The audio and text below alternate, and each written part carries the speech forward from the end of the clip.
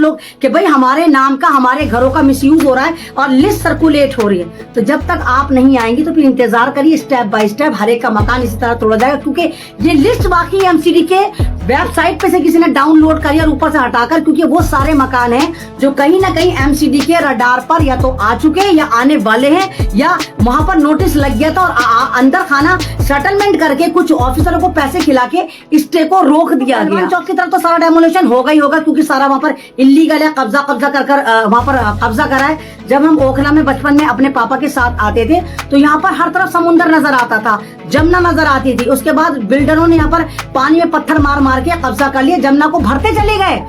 अस्सलाम वालेकुम, मैं आपके सामने एक बार फिर ओखला से अमन, और जिस तरह आप देख रहे हैं कि ओखला में एक बहुत जबरदस्त तरीके का मैन डिजास्टर आया हुआ है, इंसानों द्वारा इंसानों पर अजाब। यहाँ के लोगों के जो आशियाने, जिंदगी भर की जो कमाई है वो डेमोलिश करी जा रही है, वो तोड़ी जा रही है, और इसमें बहुत ज्यादा चीटर माफिया, स्टे बाज और ये बाज वो बाज उनका नाम निकल कर आ रहा है। क्योंकि हम भी ओखला से हैं तो इस मुद्दे पे हमने भी हाथ रखा, और सबसे पहली जो बिल्डिंग तोड़ी गई थी आसमा जी की, आसमा कुरैशी जी की, तो उस दिन जब वो बिल्डिंग नहीं टूटी थी मैं उनके घर थी जब उनका फोन आया था कि इसी तरह नोटिस आया है, और हमारे पड़ोसी साहब वो नोटिस लेकर आए हैं। तो तब वो हो चुका था, उसके बाद उनके सामने की 22 फ्लैट टूटे गए। तो ये लगातार मामला चलता रहा, और जब तक 22 फ्लैट नहीं टूटे थे, सामने जो 22 फ्लैट हैं, तो मैंने उन लोगों से कांटेक्ट करा और कहा कि देखिए अभी आपके पास सिर्फ नोटिस आया, एक काम करते हैं, घिराव करते हैं या एक तरह का प्रोटेस्ट करते हैं या एक चेन बना लेते ताकि फ्लैट ना तोड़े जाए। लेकिन वही है कि लोगों को लगता है कि अब हमारी जंग जो वो दूसरे लड़ेंगे, उन लोगों ने सीरियस नहीं लिया और एक एक करके वो 22 फ्लैट टूट गए। उनमें ही उसके बाद हमने कहा कि कुछ ग्रुप बनाए जाएं, तो एक ग्रुप बनाया गया। ग्रुप में फिर वो पॉलिटिक्स होनी शुरू हो गई। फिर हमने दूसरा ग्रुप बनाया, शहजाद भाई ने और हमने एक दूसरा ग्रुप बनाया। उस ग्रुप में हमने फिर इंटेलेक्चुअल लोगों को जोड़ा और मशवरे दिए, और जितने भी चीटर माफिया हैं उनके फोटो पे नकाब करने शुरू करे और विद प्रूफ करे, उनकी एनजीओ जिनके थ्रू ये स्टे लेते थे।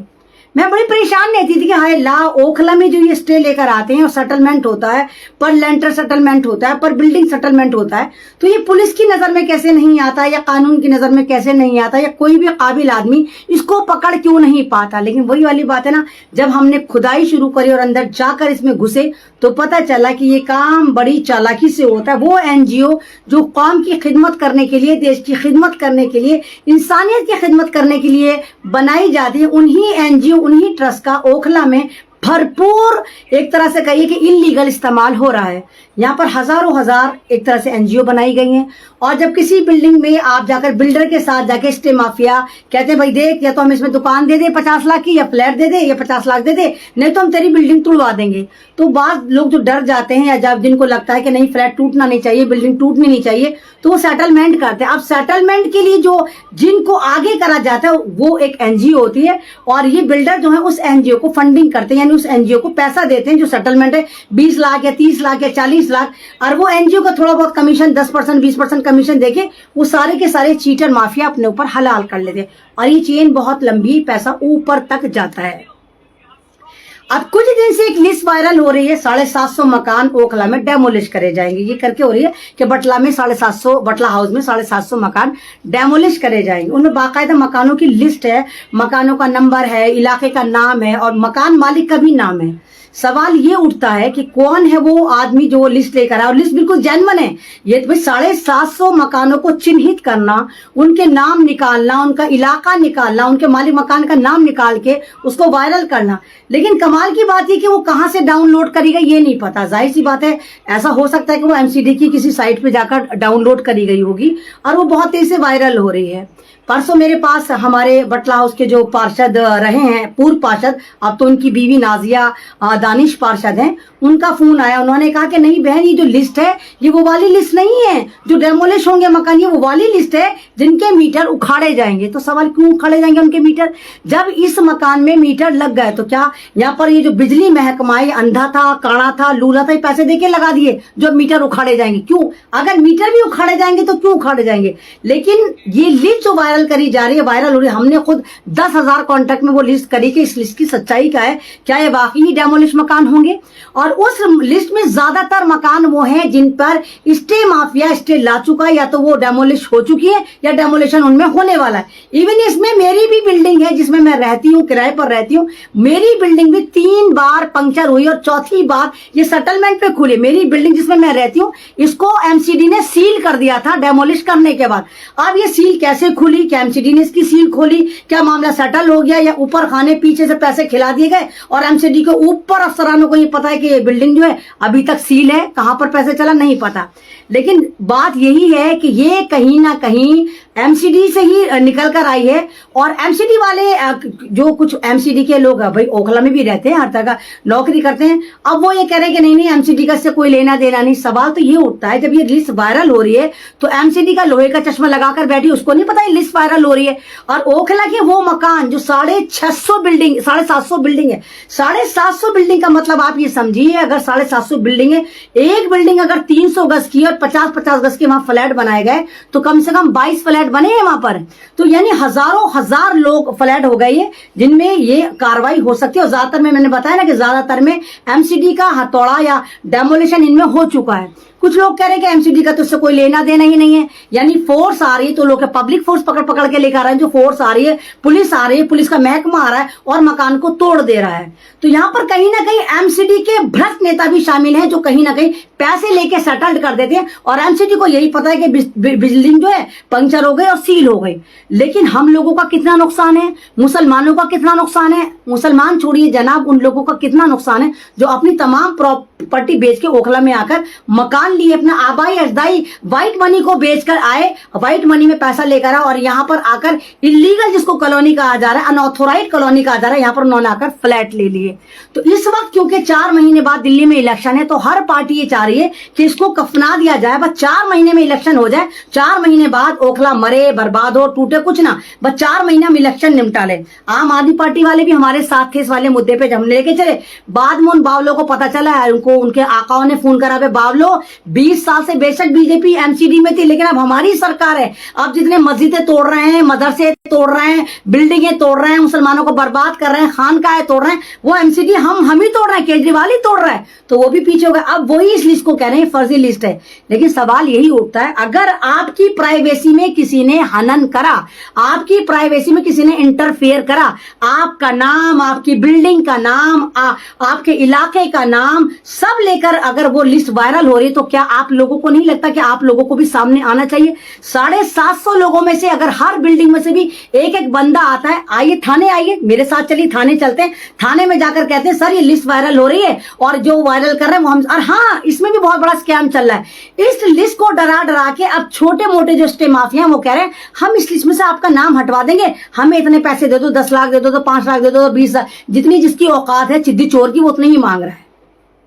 या ये भी हो सकता है कि आप चलिए एमसीडी का जो ऑफिस है, एसडीएम बैठते हैं यहाँ पर लाजपत नगर में, यहाँ चलिए, यहाँ पर जाकर पूछ कर आते हैं, या एमसीडी के ऑफिस, एमसीडी के कमिश्नर के पास चलिए आप लोग कि भाई हमारे नाम का, हमारे घरों का मिसयूज हो रहा है और लिस्ट सर्कुलेट हो रही है। तो जब तक आप नहीं आएंगी तो फिर इंतजार करिए, स्टेप बाय स्टेप हर एक का मकान इसी तरह तोड़ा जाएगा, क्योंकि ये लिस्ट वाकई एमसीडी के वेबसाइट पे से किसी ने डाउनलोड करी और ऊपर से हटाकर, क्योंकि वो सारे मकान हैं जो कहीं ना कहीं एमसीडी के रडार पर या तो आ चुके या आने वाले हैं, या वहां पर नोटिस लग गया था और अंदर खाना सेटलमेंट करके कुछ ऑफिसरों को पैसे खिला के स्टे को रोक दिया गया। तो ये बहुत गंभीर मुद्दा है और इलेक्शन की वजह से जो एक पॉलिटिक्स हो गई, और खुद मुझे अमन रिजवी को कहा जा रहा है आप इस चीज से दूर रहिए, आप तो एक इंटरनेशनल आवाज है, आप इस मुद्दे में मत पकड़िए। एमसीडी का इसका मतलब नहीं, क्यों एमसीडी जो है इतनी दूध की दुली दुली है, हजन जमा लोग उसको नहीं पता। एमसीडी के लोग आते हैं, एक बीच में से बिल्डिंग तोड़कर चले जाते हैं, उनको इलीगल लग रही है, लेकिन 4 बिल्डिंगें बिल्कुल उसको लीगल नजर आ रही हैं। और कुछ लोग भ्रमित कर रहे हैं कि अमन रिजवी ने जो 34 बीघे का कहा कि 34 बीघे का जो एक तरह से एमसीडी एक्वायर कर रही है, तो मेरे भाइयों 34 बीघे बिल्कुल मामला अलग है और 750 बिल्डिंग वाला मामला अलग है। 34 बीघे वाला मामला जो जाकर निकलता है ओखला की जो बिल्कुल बैक साइड है, जो जमुना की तरफ है, वहां पर एक ब्रिज बनना है, बॉम्बे हाईवे बनना है।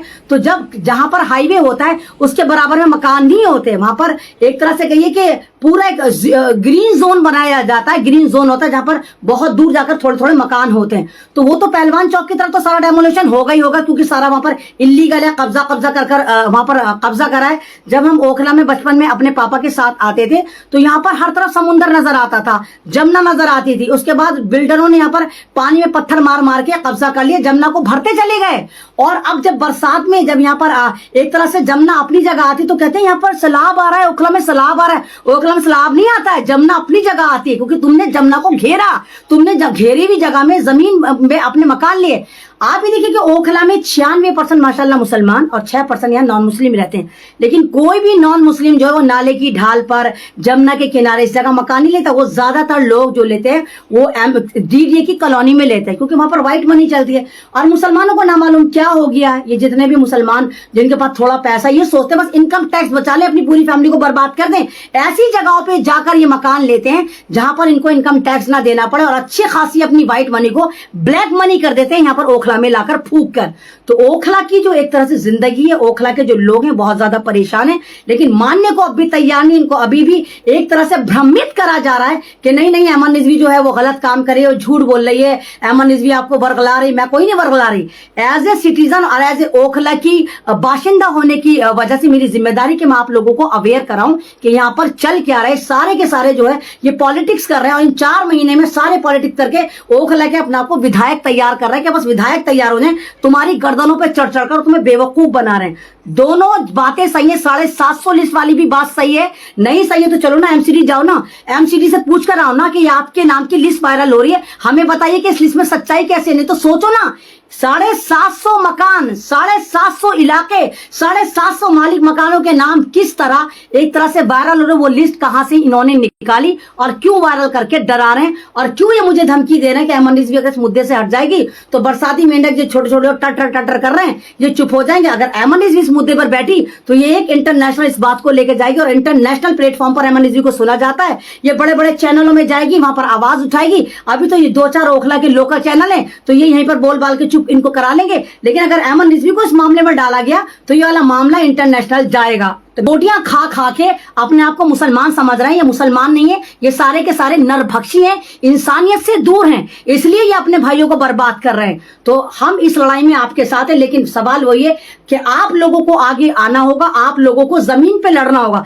व्हाट्सएप ग्रुप बना बना के व्हाट्सएप पे जंगें नहीं लड़ी जाती, क्योंकि बिल्डिंग जो है वो व्हाट्सएप पे नहीं टूट रही, वो हकीकत में टूट रही है। तो जो बिल्डिंग हकीकत में टूट रही है उसके लिए आपको जमीन पे उतरना पड़ेगा। हमने व्हाट्सएप ग्रुप इसलिए बनाए ताकि आपको अवेयर करा सके। उस पर हमने चीटरों की, माफियाओं की पूरी लिस्ट डालना है, उनके फोटो डालना है, उनके एनजीओ के पूरे पूरे एड्रेस डालने हैं। जो हमने एक ग्रुप बनाया अपना क्लीन ओखला और ग्रीन ओखला, उसमें सारा का सारा चल रहा है। हमें लगातार धमकियां मिले तो हम इन धमकियों से नहीं डरते। बस यही कहूंगी कि ओखला की जनता इस वक्त वाकई आप लोग बहुत परेशान है, लेकिन बात यही है कि आपकी लड़ाई है, अपनी लड़ाई आप खुद लड़ेंगे। अपनी लड़ाई के लिए आगे आइए, और अपने मकानों को अगर आप बचाना चाहते हैं तो एमसीडी के कमिश्नर से मिलिए, यहाँ पे एसडीएम से जाकर लाजपत में मिलकर आइए, जामिया के थाने जाइए कि लिस्ट सर्कुलेट हो रही है, हमारे मकान क्यों टूट रहे हैं, और जब हमारा मकान टूट रहा है, हमारा इलीगल है, तो बराबर वाले का लीगल कैसा है, ये फिलॉसफी भी उनसे जरूर जाकर समझ कर आइए।